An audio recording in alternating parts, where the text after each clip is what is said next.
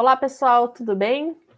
Chegamos ao último vídeo de termoquímica, último vídeo do ano e contagem regressiva para férias, certo?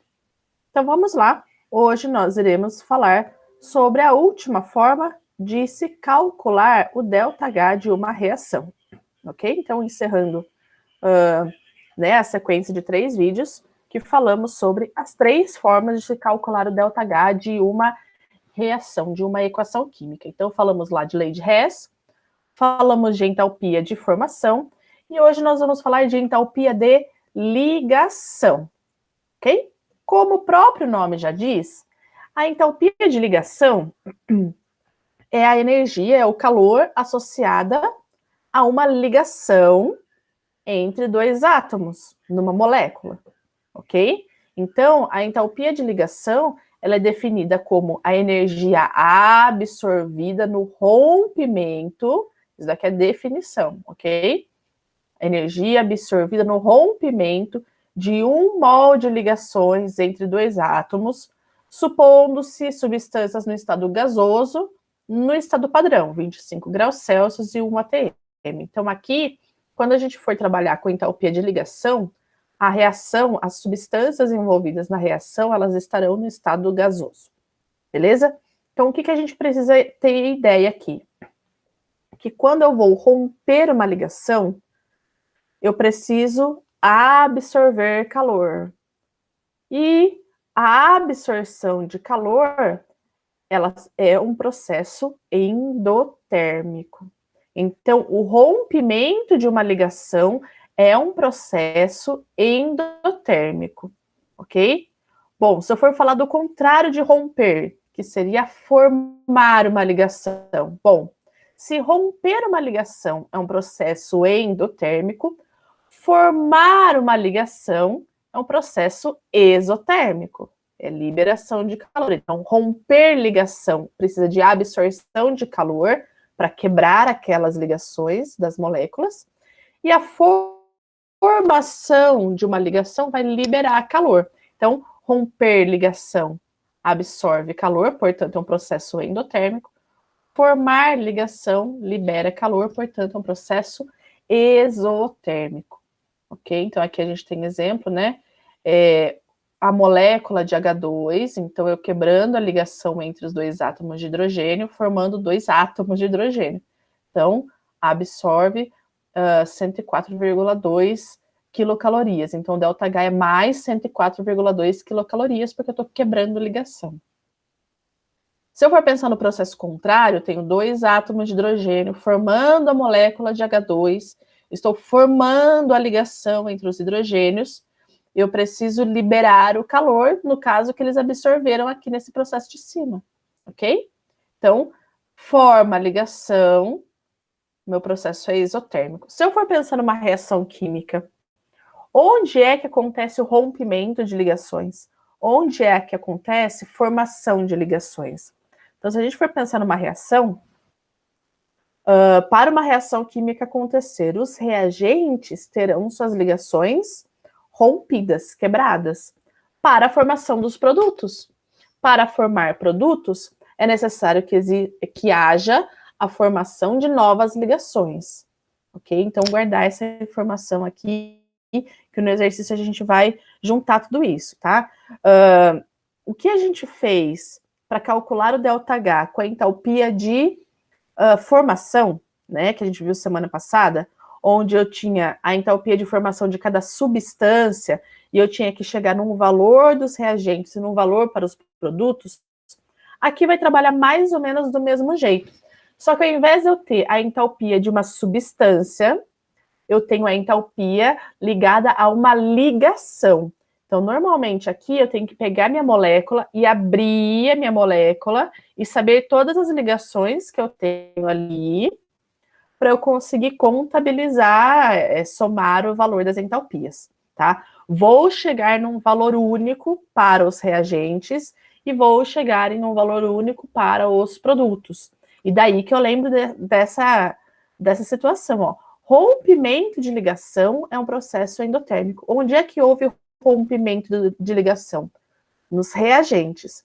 Então, a entalpia que eu conseguir chegar para os reagentes, ela vai ser positiva, porque é um processo endotérmico, porque é onde houve rompimento de ligação. Já para o valor que eu cheguei nos produtos de todas as entalpias de ligação que eu somei, juntei tudo, ali, nos produtos, houve formação de ligação. Formação de ligação é um processo exotérmico. Então, o valor que eu tenho ali para os produtos, ele vai ser negativo, porque é um processo exotérmico. Tá certo? Aí eu vou ter a entalpia dos produtos, dos reagentes, positiva, dos produtos, negativa. Aí eu somo os dois para chegar no valor de ΔH da minha reação.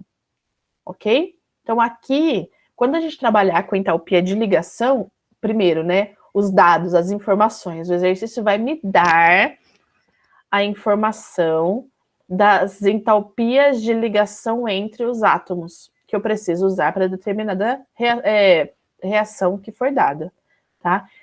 E daí eu tenho que abrir a molécula para saber quantas ligações eu tenho dentro daquela molécula, somar elas, e daí chegar em um valor de entalpia nos meus reagentes e um valor para os produtos, ok? Vamos ver um exemplo para a gente entender como é que vai funcionar.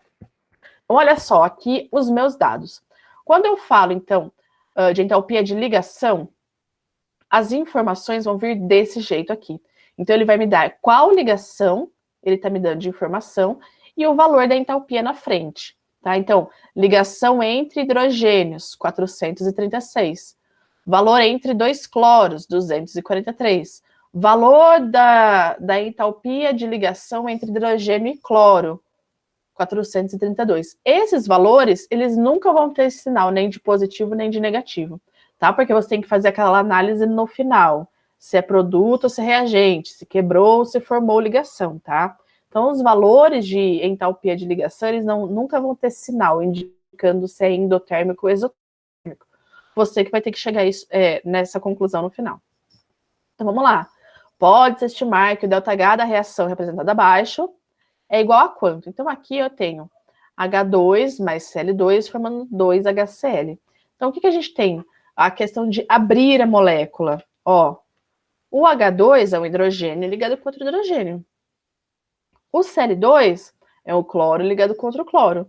E o HCl é o hidrogênio ligado com o cloro. Aí, o que eu tenho? Este valor que é dado é para cada ligação. Então, se eu tiver uma molécula maior, em que aquela ligação repete várias vezes, eu tenho que somar todas as vezes que ela aparece, tá certo? Então, aqui eu tenho só uma ligação entre dois hidrogênios. Então, o valor aqui é de 436. Eu também tenho só uma ligação, então, 1 mol de ligação entre dois cloros. Então, vai ser só 243. A ligação do hidrogênio e do cloro é 432, mas nessa reação eu estou formando 2 mols dessa substância. Portanto, eu tenho 2 mols de ligação. Então, eu vou fazer 2 vezes 432, ok? Agora, chega naquela parte que a gente já fez, começou a fazer semana passada. Eu tenho que chegar num valor para os reagentes e em um valor para os produtos, ok? Então, aqui, 436 soma com 243, eu chego em 679. E lá nos produtos, 2 vezes 432, 864. Mais uma vez, nos reagentes, eu tenho quebra de ligação. Quebra de ligação é um processo endotérmico. Então, esse 679, ele é um valor de energia absorvida. Então, ali é um valor positivo, ok? Na entalpia de ligação, a gente vai colocar o positivo e o negativo sempre no final. Reagentes vai ser positivo, vai ser endotérmico, produto vai ser negativo, vai ser exotérmico. Vamos lá. Para os produtos, forma a ligação. É um processo exotérmico. Então, esse 864 vai ser negativo. Depois que eu cheguei, né, até aqui, aí a gente soma esses dois valores, né? O ΔH da minha reação é a entalpia dos reagentes mais dos produtos. Então, mais 639 menos 864. E aqui eu vou ter uma variação de entalpia para essa reação de menos 185 kJ. Ok? Muito bem. Vocês terão exercícios para fazer e as dúvidas vão surgir. E na próxima aula, quinta-feira, a gente tira essas dúvidas e resolve exercícios juntos. Mas, finalizando a aula de termoquímica, né? Mais essa aula aí, finalizando o assunto de termoquímica, a gente aprendeu, né? O que é termoquímica, questões de troca de calor, representações, né, como representar os tipos de reações que nós temos dentro da termoquímica, e nós aprendemos ao longo dessas 3 últimas semanas 3 formas diferentes de se calcular o ΔH de uma reação, tá? Sendo que não há dúvidas de quando eu uso um ou outro ou outra forma de se calcular o ΔH. Por que não há dúvidas? Porque as informações que serão dadas são completamente diferentes. Então, quando eu falo de lei de Hess, eu vou ter equações químicas e seus respectivos valores de ΔH, que eu vou somar essas equações, chegando a uma equação global para eu conseguir calcular o ΔH dela. Quando eu falo em entalpia de formação, eu vou usar a fórmula ΔH igual H dos produtos menos H dos reagentes, né? Então, o exercício vai me dar a entalpia de formação da substância. Aí eu somo todos os valores dos reagentes, todos os valores dos produtos, e depois eu aplico na equação de variação de entalpia. E aqui, quando eu falo em entalpia de ligação, olha só como a informação é bem diferente. Eu não vou ter a substância e um valor de entalpia. Eu tenho a ligação. Então, se eu for pensar, por exemplo, na ligação carbono com oxigênio, eu posso ter uma ligação simples, eu posso ter uma ligação dupla. E se tiver esse tipo de situação na reação que eu for precisar usar, o exercício vai me dar a informação da entalpia desses 2 tipos de ligação entre os mesmos elementos. Então, é bem diferente a informação aqui dada na entalpia de ligação, porque eu vou ter as ligações discriminadas e o seu valor de entalpia equivalente, tá? O que a gente não pode esquecer aqui é que a entalpia dos reagentes, quando eu trabalho com a ligação, ela é sempre endotérmica. E a entalpia dos produtos, quando eu trabalho com ligação, ela é sempre exotérmica, ok? Não pode esquecer disso. Mas com relação a quando usar um tipo ou outro, aí não tem dúvida, porque vai depender da informação dada pelo exercício. Beleza, pessoal? Eu agradeço, então, a atenção de vocês. A gente se vê na quinta-feira na nossa aula para tirar as dúvidas. Lembrando que segunda-feira que vem tem atividade avaliativa sobre termoquímica, ok? Então, juntem as dúvidas de entalpia de ligação, mais qualquer outra dúvida que vocês tiverem para fazer na aula de quinta-feira, tá certo? Obrigada a todos e até mais.